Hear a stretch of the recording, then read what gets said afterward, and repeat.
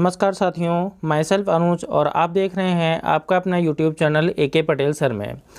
तो पिछली क्लास में हम सभी ने कुछ मिक्स क्वेश्चन की चर्चा की थी और आज उसी सीरीज़ का हमारा दूसरा दिन प्रारंभ हो रहा है और आज हम इसी सीरीज़ के अपने कुछ आगे के क्वेश्चंस की चर्चा करेंगे। तो चलिए हम लोग आगे बढ़ते हैं। तो सबसे पहले आपको यहाँ पर बता दें कि हमारी जो भी PDFs इसमें मिलने वाली हैं वो सारी की सारी PDF इस अनुज मैथ्स 10 नाम के टेलीग्राम चैनल पर मिलेंगी। तो सभी लोग इस चैनल को यहाँ पर ज्वाइन कीजिए। तो बढ़ते हैं अपने अगले क्वेश्चन यानी क्वेश्चन नंबर 1 की तरफ। देखिए क्वेश्चन में बोला गया है कि एक कमरे के 15 मीटर और 17 सेंटीमीटर लंबे और 9 मीटर 2 सेंटीमीटर चौड़े फर्श पर लगाई जा सकने वाली वर्गाकार टाइलों की न्यूनतम संख्या कितनी होगी। तो सबसे पहले देखिए कमरे की हमारी जो लंबाई है वो कितनी है। कमरे की लंबाई बोली गई है 15 मीटर 17 सेंटीमीटर। तो अगर हम इसको पूरा का पूरा कन्वर्ट करेंगे, देखिए सबसे पहले आपको करना ये है कि इन दोनों की यूनिट यानी किसी एक यूनिट में कन्वर्ट कर लिए। चाहे तो आप इसको मीटर में कन्वर्ट कर लीजिए और चाहे तो पूरा का पूरा सेंटीमीटर में करेंगे।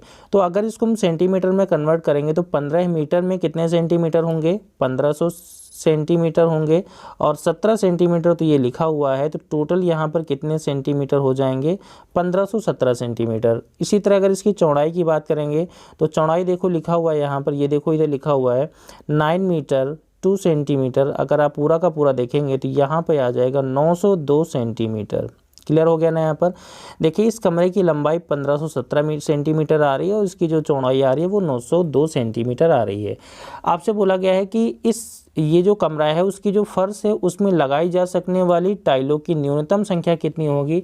जब भी कभी भी आपके सामने ऐसा क्वेश्चन आता है जहाँ पर टाइलों की न्यूनतम संख्या बोली जाए, जहाँ पर टाइल्स के बारे में कुछ भी ना बोला जाए, टाइल की लंबाई कितनी है चौड़ाई कितनी है ऐसा कुछ ना बोला जाए, तो यहाँ पर आपको एक चीज़ ये देखनी होती है कि जो भी यहाँ पर डायमेंशन दिए गए हैं, पहला डायमेंशन हमारे कितने हैं 1517 और दूसरा डायमेंशन हमारे कितने 902, जो भी डायमेंशंस यहाँ पे दिए जाएं उन डायमेंशंस का आपको यहाँ पर क्या निकालना होता है, SCF निकालना होता है।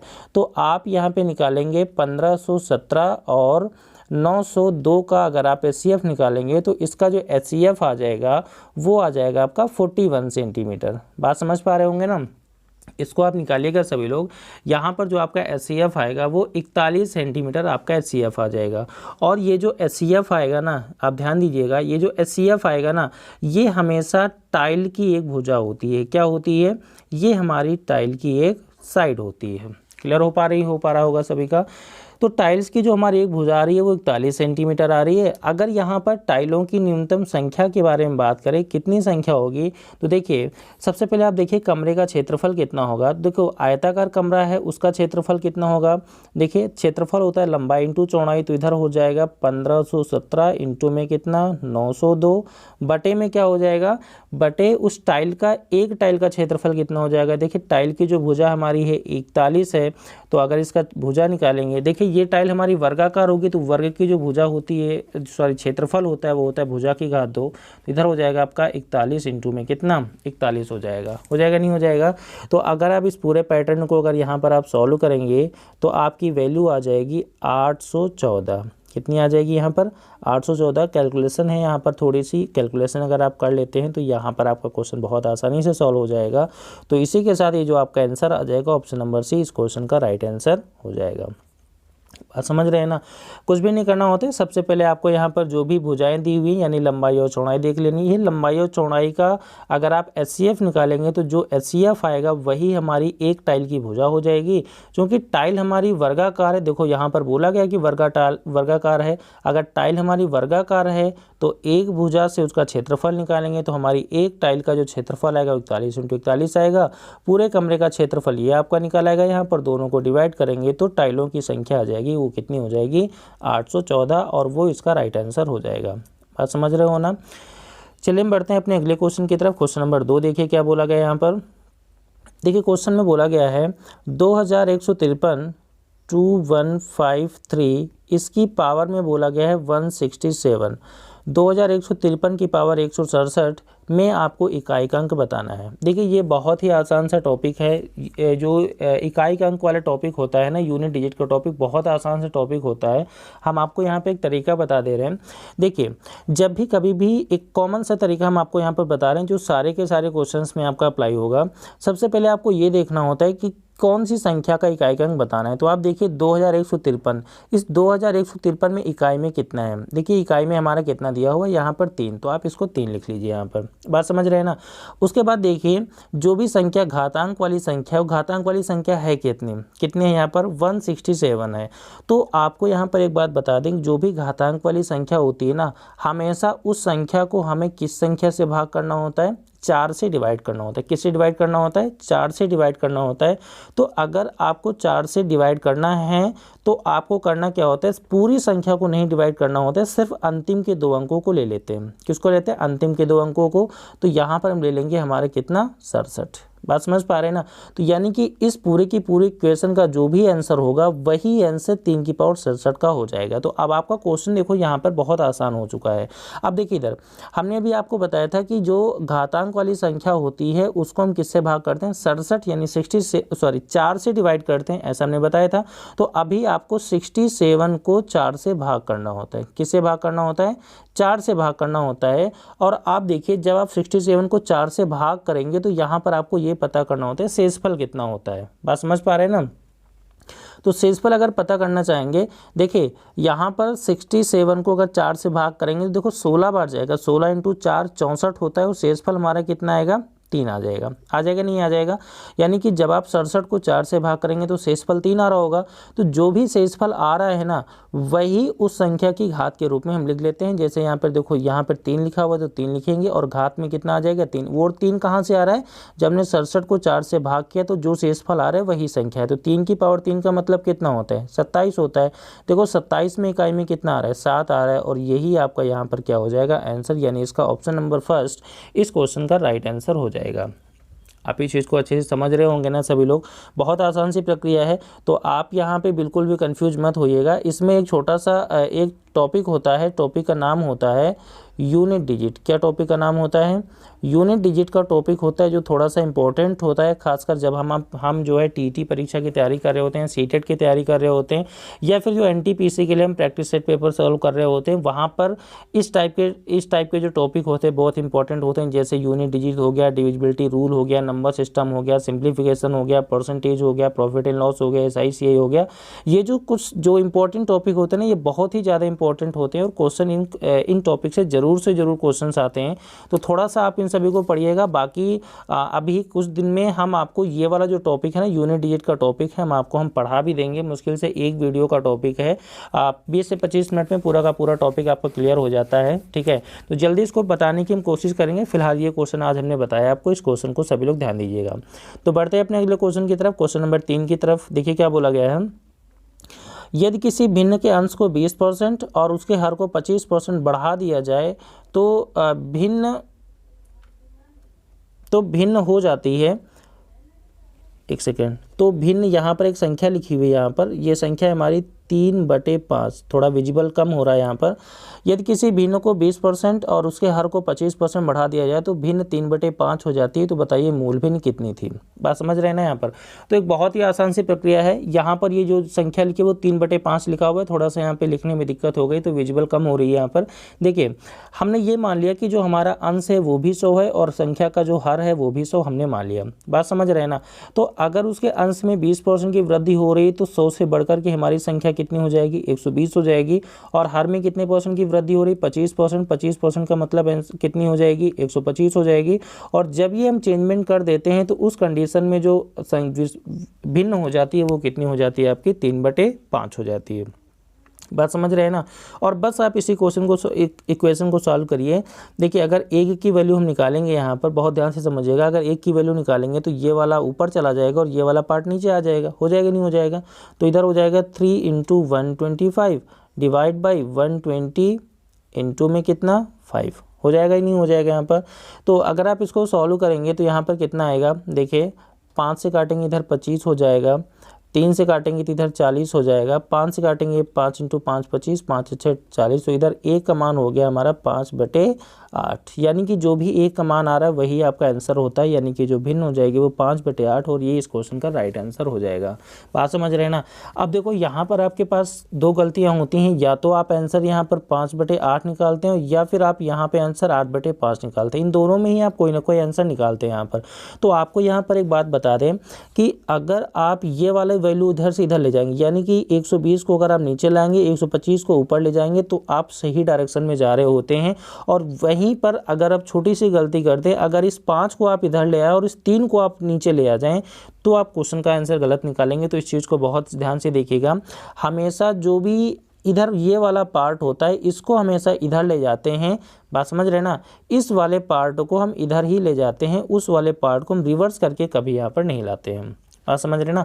अगर ये तरीका आप हमारे समझ रहे होंगे तो आप कभी भी गलत आंसर नहीं निकालेंगे, हमेशा सही आंसर की तरफ आप बढ़ रहे होंगे। क्लियर हो गया। चलिए बढ़ते हैं अपने अगले क्वेश्चन यानी क्वेश्चन नंबर 4 की तरफ। क्या कह रहा है यहाँ पर, बोला गया है 8 से भाज्य होने वाली संख्याएं कितनी हैं। 8 से भाज्य का मतलब क्या होता है, वे संख्याएं जो 8 से विभाजित हो रही हों। किससे विभाजित हो रही हैं, वे संख्याएं जो 8 से विभाजित हो रही हों वही 8 से भाज्य संख्या हो जाती हैं। तो देखिए 8 की विभाज्यता का नियम आपको यहाँ पर पता होना चाहिए, ठीक है ना। 8 की विभाज्यता का नियम क्या है, इस क्वेश्चन को देखो कुछ भी सॉल्व नहीं करना है, बहुत आसान तरीके से क्वेश्चन हो जाएगा। 8 की विभाज्यता का नियम क्या कहता है, कोई भी संख्या जो दी गई है, किसी भी संख्या के अंतिम के 3 अंक, जैसे मान लिया कि ये संख्या हमारी दी है ABCDEF, ये 5 अंकों की एक संख्या दी हुई है। तो देखो इसमें ये इकाई होता है, ये दहाई होते हैं, सैकड़ा, हजार, 10,000, लाख, ये सीक्वेंस चलता है यहाँ पर। तो कोई भी संख्या 8 से तभी विभाजित होगी जब उसके अंतिम के 3 अंक, अंतिम के 3 अंक मतलब समझ रहे हैं ना, इकाई, दहाई और सैकड़े के अंक अगर 8 से विभाजित हो रहे हैं मिक्स रूप से, तो संख्या 8 से कटेगी, अदरवाइज 8 से नहीं कटेगी, ठीक है ना। तो देखो यहाँ पर है आपका 5240, कितना है यहाँ पर 5240। देखो क्या ये 240 8 से कट रहा है, 240 8 से कट रहा है, नहीं कट रहा है। तो आप देखेंगे 8 से ये पूरा का पूरा कट रहा है, तो इसका मतलब ये संख्या भी 8 से कट रही है, यानी ऑप्शन नंबर फर्स्ट इसका राइट आंसर हो सकता है। लेकिन यहाँ पर देखिए ऑप्शन नंबर फर्स्ट किसी में नहीं दिया, कई सारे ऑप्शन का मिक्स पार्ट इसमें दिया हुआ है यहाँ पर। तो देखो ऑप्शन नंबर सेकेंड, देखो जैसे यहाँ पर लिखा हुआ है 5220, तो क्या अंतिम के 3 अंकों पर कौन है, 220 है ना। क्या देखो 220 8 से कटता है, नहीं कटता है। तो आप देखिए 220 8 से नहीं कटता है, तो इसका मतलब ये संख्या भी आपकी 8 से नहीं कटेगी। बात समझ रहे हैं सभी लोग। अगर हम अगली संख्या देखें, देखिए यहाँ पे लिखा हुआ है 97,128 लिखा हुआ है यहाँ पर। देखो अंतिम के 3 स्थानों पर कौन है, 128 है। क्या देखो 128 8 से कटता है, नहीं कटता। तो आप देख पा रहे होंगे कि 128 8 से पूरा का पूरा कट जाता है। देखो 8 एकम 8, 4 12, 8 संग 48, ठीक है ना, 16 बार जाएगा। तो देखो 128 8 से कट रहे हैं, इसका मतलब ये वाली संख्या भी आपकी 8 से कट जाएगी। देखो पहली भी कट रही थी, तीसरी भी कट रही है। अगर यहाँ पर बात करें हम, देखिए 97,124, अगर हम आपसे कहेंगे बताइए ये संख्या 8 से कटेगी नहीं कटेगी। देखो क्या 124 8 से कटेगा, देखिए 8 से भाग करिए, अगर आप 8 से भाग करेंगे ना तो देखो 124 8 से कटेगा नहीं, पूरा पूरा नहीं कट पाएगा। देखो 8 एकम 8, 4 12, 44 बचा, 44 8 से नहीं कट पाता है। इसका मतलब केवल ऑप्शन नंबर फर्स्ट यानी संख्या फर्स्ट और संख्या 3 ऑप्शन से कट पाएगी। तो इसका मतलब इसका जो राइट आंसर हो जाएगा वो कौन सा हो जाएगा, बी, और ये इसका सही आंसर हो जाएगा, क्योंकि पहला और तीसरा ही 8 से विभाजित हो रहा है और कोई नहीं विभाजित हो रहा है। तो यही ये दोनों यानी 5240 और 97,128 इसके सही आंसर हो जाएंगे, बाकी सारे के सारे आंसर इसके गलत हो जाएंगे। बात समझ रहे होंगे ना। तो देखिए ये विभाज्यता का नियम का टॉपिक है, विभाज्यता का नियम आपको अगर आता है तो ये क्वेश्चन आप वहाँ पे समझ रहे होंगे, ठीक है। क्वेश्चन नंबर 5 की तरफ बढ़ रहे हैं। यहाँ पर देखिए सभी लोग, बोला कि एक त्रिभुजाकार प्रिज्म में कितने शीर्ष होते हैं। देखिए हमने ये चीज़ आपको समझना थोड़ा सा मुश्किल होता है, इसलिए देखो हमने यहाँ पर आपको एक फिगर बनाया है। ये त्रिभुजाकार, ये जो फिगर आपका बना हुआ है यहाँ पर, ये जो पूरा का पूरा पैटर्न है, ये जो पैटर्न है पूरा का पूरा, ये आपका एक त्रिभुजाकार प्रिज्म है। और यहाँ पर आपको बोला शीर्ष कितने, देखो शीर्ष गिनेंगे यहाँ पर। देखिए एक तो त्रिभुज ये हो गया नहीं हो गया। तो ये बताइए इस त्रिभुज में आपके पास कितने शीर्ष हैं, इस त्रिभुज में आपके पास 3 शीर्ष हैं। और देखो एक त्रिभुज आपका ये हो गया। देखो आप जो हाईलाइट कर रहे हैं यहाँ पर, तो इस त्रिभुज में भी कितने शीर्ष हैं, 3 शीर्ष हैं। तो टोटल हमारे पास शीर्ष कितने हो गए, 6। तो त्रिभुजाकार प्रिज्म में हमारे पास शीर्षों की संख्या कितनी होती है, 6 होती है। बात समझ पा रहे हैं ना। तो त्रिभुजाकार प्रिज्म में हमारे पास शीर्षों की संख्या हमारी कितनी होती है, 6। और यहीं पर आपको बता दें कि इसमें त्रिभुजाकार जो प्रिज्म होता है उसमें 9 किनारे होते हैं और फलकों की संख्या जो होती है वो हमारी 5 होती है, ठीक है ना। तो यहाँ पर आपको पूछा गया था कुल कितने शीर्ष हैं, तो शीर्षों की संख्या हमारे पास कितनी होती है, 6, और ये इसका राइट आंसर हो जाएगा। क्वेश्चन नंबर 6 की तरफ बढ़ रहे हैं। यहाँ पर देखिए बोला गया है 10 रुपये में 6 केले खरीद कर 6 रुपये में 4 केले बेचने से कितने प्रतिशत की हानि होगी, यानी परसेंटेज लॉस आपको बताने। देखिए अगर हम यहाँ पर परचेज की बात करें तो देखिए 10 रुपये में कितने केले, 6 केले, यानी कि अगर हम यहाँ बात करें, ये देखो रुपए हो गया और ये देखो अगर केले हो गए, तो यहाँ पर अगर हम सीपी यानी परचेज किया गया था 10 रुपये में 6 केले, अगर बेचे कितने में जा रहे हैं, बेचे जा रहे हैं 6 रुपये में 4 केले। कितने बेचे जा रहे हैं, 6 रुपये में 4 केले। तो देखो ऐसे क्वेश्चन में हमें करना क्या है, बहुत ही एक आसान सा तरीका है। देखो हमने 6 केले खरीदे थे लेकिन बेचे 4 ही केले हैं, तो हम एक काम करते हैं, किसी भी तरीके से यहाँ पर दोनों ही पार्ट में केलों की संख्या बराबर कर लेते हैं। क्या करते हैं हम, केलों की संख्या बराबर करते हैं। तो अगर हम केलों की संख्या बराबर करेंगे तो देखिए 6 और 4 का आप एलसीएम ले लीजिए, बात समझ रहे हैं ना। तो अगर आप 6 और 4 के एलसीएम ले लेंगे तो 6 और 4 के एलसीएम आ जाएगा आपका 12 हो जाएगा यहाँ पर। तो अगर एलसीएम 12 आ जाएगा, तो अगर 6 को हमें 12 बनाना है तो देखिए यहाँ पे थोड़ा सा हम इसको मिटा रहे हैं। यहाँ पर अगर 6 को 12 बनाना है तो यहाँ पे 2 से गुणा करना पड़ेगा, तो यहाँ पर भी आप 2 से गुणा करेंगे। अगर 4 को 12 बनाना है तो 3 से गुणा करना पड़ेगा, आप भी यहाँ पे 3 से गुणा करेंगे। देखिए सबसे पहले आप यहाँ पे देखिएगा, हमने कितने केले खरीदे थे, 12 केले खरीदे थे, कितने रुपए में, 20 रुपए में खरीदे थे। लेकिन हमने कितने केले बेच दिए, 12 ही केले बेचे, कितने रुपए में, 18 रुपए में बेचा। देखो खरीदा था 12 केले 20 रुपए में खरीदे थे, लेकिन 18 रुपए में बेच दिए ना। तो देखिए सबसे पहले हमें केलों की संख्या बराबर करनी थी। देखो हमने दोनों ही पार्ट में केलों की संख्या हमने कितनी कितनी कर ली, यहाँ पर 12 कर ली। यहाँ पर देखिएगा हमने खरीदे कितने केले थे, 20, और बेचे कितने केले, खरीदे कितने रुपए में थे, 20 रुपए में खरीद के 18 रुपए में बेचा, तो कितने की हानि हो रही है, 2 रुपए की हानि हो रही है ना। तो परसेंटेज लॉस देख लीजिए, परसेंटेज लॉस बराबर क्या होता है, डिफरेंस 2 × 100, ठीक है ना। अंतर गुणे 100 बटे में क्या होता है, यहाँ पर बड़ी संख्या होती है। बात समझ पा रहे ना। अगर इस कंडीशन को आप यहाँ पे समझेंगे, 2 से भाग करेंगे तो इधर 10 आएगा, 10 से भाग करेंगे तो यहाँ पे कितना आ जाएगा, 10%, और ये इस क्वेश्चन का आंसर हो जाएगा, यानी ऑप्शन नंबर सी इसका राइट आंसर हो जाएगा। बात समझ रहे हैं ना सभी लोग।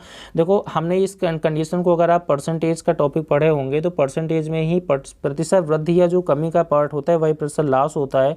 अगर आप इसको ऐसे समझना चाहें, अगर फॉर्मूले से देखना चाहें, प्रतिशत हानि बराबर होता है हानि गुणे 100 बटे क्रय मूल्य, ठीक है ना। तो हानि हमारी देखो कितने रुपए की हो रही थी, 2 रुपए की हानि हो रही, गुणे में 100 बटे में क्रय मूल्य हमारे कितना था 20, वो रखेंगे तो हमारा आंसर जो आ जाएगा वो कितने % आ जाएगा, 10%, और यही इस क्वेश्चन का राइट आंसर हो जाएगा। बात समझ रहे होंगे ना सभी लोग। एक बहुत ही आसान सी प्रक्रिया थी यहाँ पर, ठीक है। और आपको यहाँ पर ये बता दें कि इस टाइप के क्वेश्चंस आपके लिए बहुत इंपॉर्टेंट होते हैं, खासकर जब आप इस टाइप के एग्जाम्स की तैयारी करते हैं। बहुत सारे क्वेश्चंस आपके सामने आते ही रहते हैं, उसमें से देखो डिविजिबिलिटी रूल पिछली क्लास में भी हमने क्वेश्चन किए थे, आज की क्लास में हमने क्वेश्चन किए हैं, और ये सारे के सारे क्वेश्चन जो हम कर रहे हैं ये किसी न किसी परीक्षा के ही क्वेश्चन है, तो थोड़ा सा ध्यान से पढ़िएगा इन सारे क्वेश्चन को। तो चलिए आगे बढ़ते हैं क्वेश्चन नंबर 7 की तरफ। क्वेश्चन नंबर 7 हमारा क्या कह रहा है यहाँ पर, देखिएगा सभी लोग।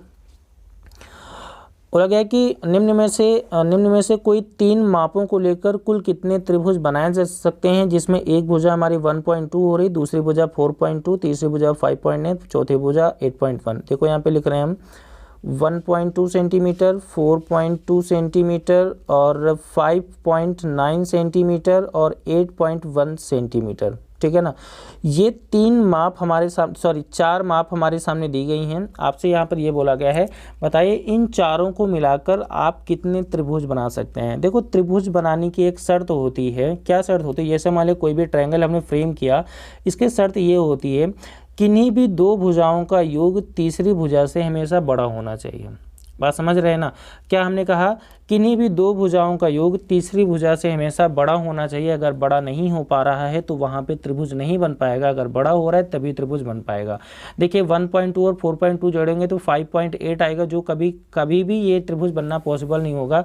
तो आप ये देखिए यहाँ पर 1.2 कंडीशन हमारी सेट नहीं हो पा रही है। बात समझ पा रहे हैं ना। तो अगर देखो जैसे किन्हीं भी 2 संख्याओं को आप जोड़ दीजिए, जैसे 1.2 को अगर हम हटा दें, यहाँ पर देखो 4.2 और 5.9 को जोड़ेंगे तो देखो 8.1 से बढ़ाएगा। तो ऐसी कंडीशन में हमारे पास केवल एक त्रिभुज बनना ही पॉसिबल हो पाएगा। यहाँ पर एक से ज़्यादा त्रिभुज पॉसिबल नहीं हो पाएंगे। क्यों पॉसिबल नहीं हो पाएंगे? हमने आपको कॉन्सेप्ट बता दिया। क्या बताया? किन्हीं भी दो त्रिभुज की दो भुजाओं का योग जो होता है वो तीसरी भुजा से सदैव बड़ा होना चाहिए। तो ऐसी कंडीशन में 1.2 इसमें किसी के लिए भी सुटेबल ऑप्शन नहीं है। तो 1.2 अगर हटा देंगे तो हमारे पास केवल एक त्रिभुज बनने की शर्त बचेगी और यही यहाँ पर एक इसका राइट आंसर हो जाएगा। बात समझ रहे होंगे ना सभी लोग? तो चलिए आगे बढ़ते हैं। क्वेश्चन नंबर 8 क्या होता है? ये जो हमने कंडीशन बताई इसको याद रखिएगा। ज्योमेट्री में इस कंडीशन का बहुत बड़ा यूज होता है, तो हम आपको यहाँ पर बताएंगे। क्वेश्चन नंबर 8 देखिए सभी लोग, आपसे बोलेगा यदि मासा a,8 = 4, लासा a,8 = 24, तो a का मान बताइए। देखिए a,8 का जो HCF आ रहा है वो 4 आ रहा है और a,8 का जो LCM आ रहा है वो आ रहा है 24।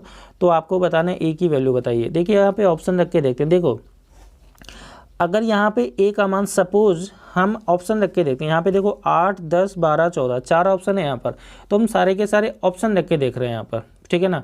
तो अगर हम ऑप्शन रख के देखेंगे तो देखो एक बहुत ही आसान सी प्रक्रिया है।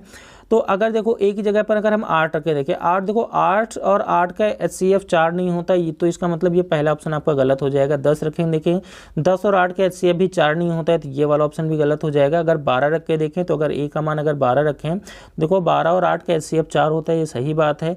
देखो 12 और 8 का LCM 24 होता है, ये भी सही होता है। इसका मतलब इसका जो राइट आंसर हो जाएगा वो कितना हो जाएगा? 12 हो जाएगा और ये इसका राइट आंसर हो जाएगा।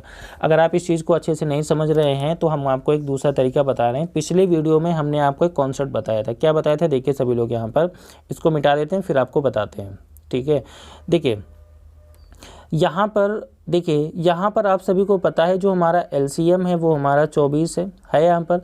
जो हमारा HCF है वो हमारा 8 है यहाँ पर। देखिए पहली संख्या, फर्स्ट संख्या हमारी कितनी है? a है यहाँ पर, देखो ये लिखा हुआ है। और जो हमारी सेकंड संख्या है वो हमारी कौन सी है? यहाँ पर सेकंड संख्या हमारी 8 है यहाँ पर। देखो a,8 तो पहली संख्या a है, दूसरी संख्या 8 है। तो देखो हमने पिछली क्लास में एक फॉर्मूले बताया था, पहली संख्या इंटू दूसरी संख्या बराबर LCM इंटू HCF। ये हमने फॉर्मेट आप सभी को बताया था, याद होगा सभी को। देखो पहली संख्या a हमने लिखी यहाँ पर, सेकंड संख्या 8 बराबर LCM हमारा आ गया 24 और HCF हमारा आ गया 8 से एक मिनट, सॉरी HCF जो है हमारा वो देखो यहाँ पे 4 है, ये हमने गलत लिख दिया यहाँ पर। तो यहाँ पर ये हो जाएगा 8, HCF हो जाएगा 4 से काटेंगे इधर 2 आएगा, 2 से काटेंगे इधर 12 आ जाएगा। तो a का मान हमारा हो जाएगा 12 और ये इस क्वेश्चन का राइट आंसर हो जाएगा। देखो हमने इसको पहले ही बताया था कि आप इतना बड़ा बिना सोल्व किए भी आप इस क्वेश्चन को कर सकते थे। अभी देखो इसके पहले हमने कॉन्सेप्ट बताया था कि वैल्यू पुट करके आप चीज़ों को करिएगा, आंसर आसानी से आपका आ जाएगा, ठीक है। तो बढ़ते हैं अपने अगले क्वेश्चन यानी क्वेश्चन नंबर 9 की तरफ। क्वेश्चन नंबर 9 क्या बोला गया है?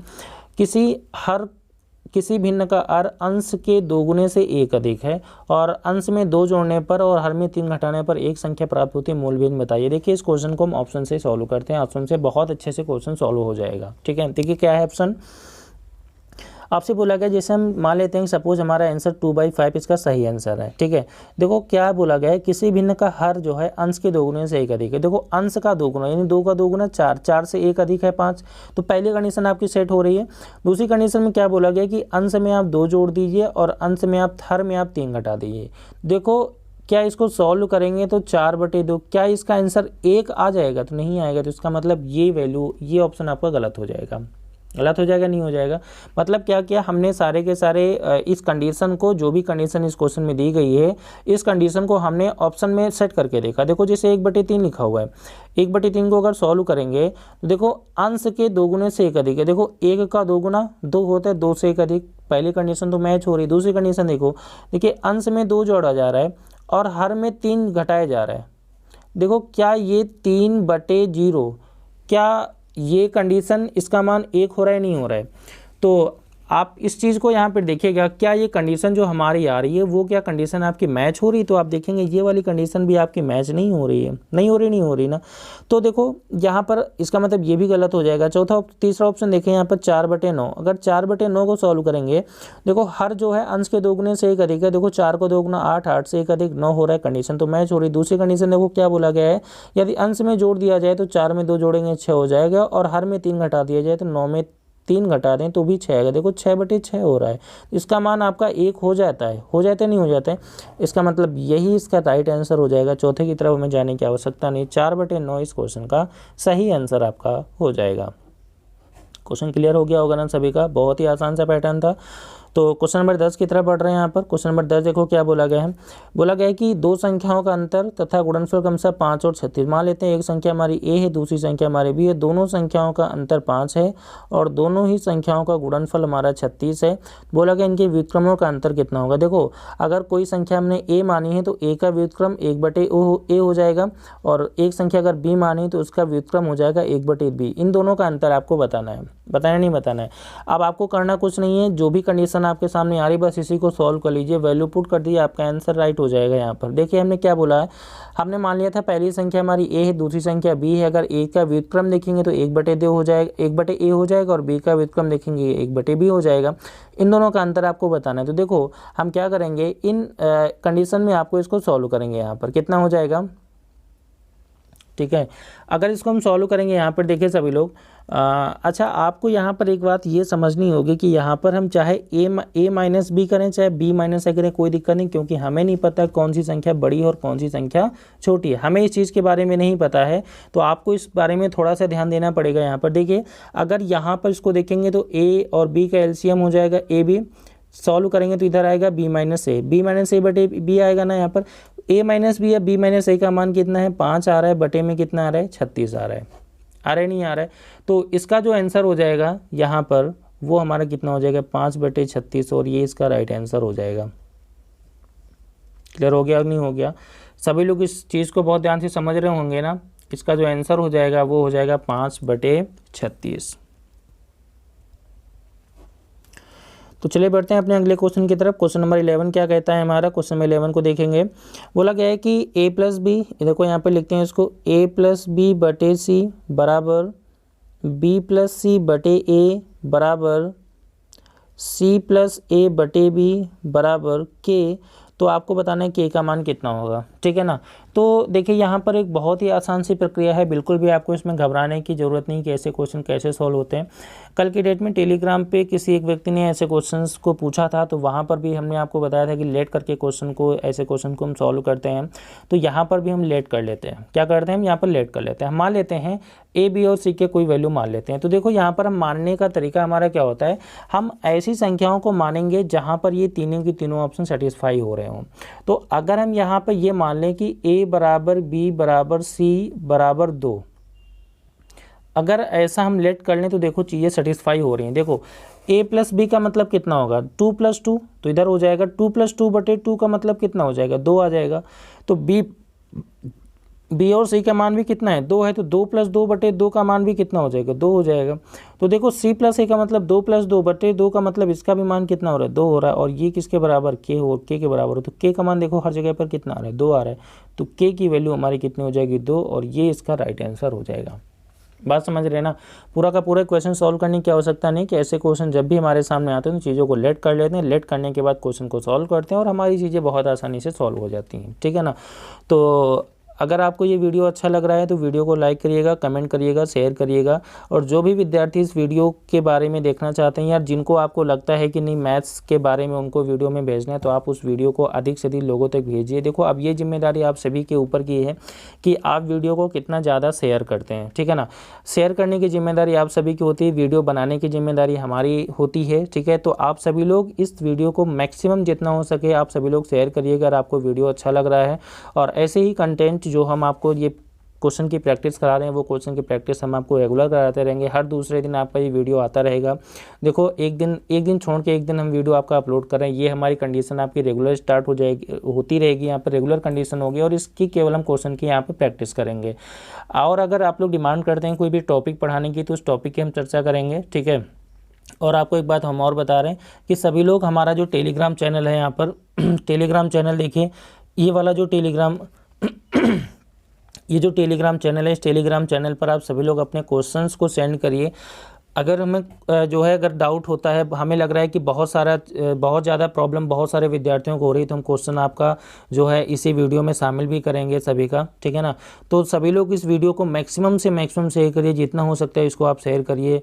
चैनल को जो है सब्सक्राइब करिए, लोगों को जितना आप शेयर करेंगे उतना ही सब्सक्राइब हो जाएगा चैनल, ठीक है ना। और हम सभी का जो हमारी पूरी टीम है, टीम का पूरा मोटिवेशन होता है और वीडियो आगे हम आपके कंटिन्यू करते हैं, ठीक है ना।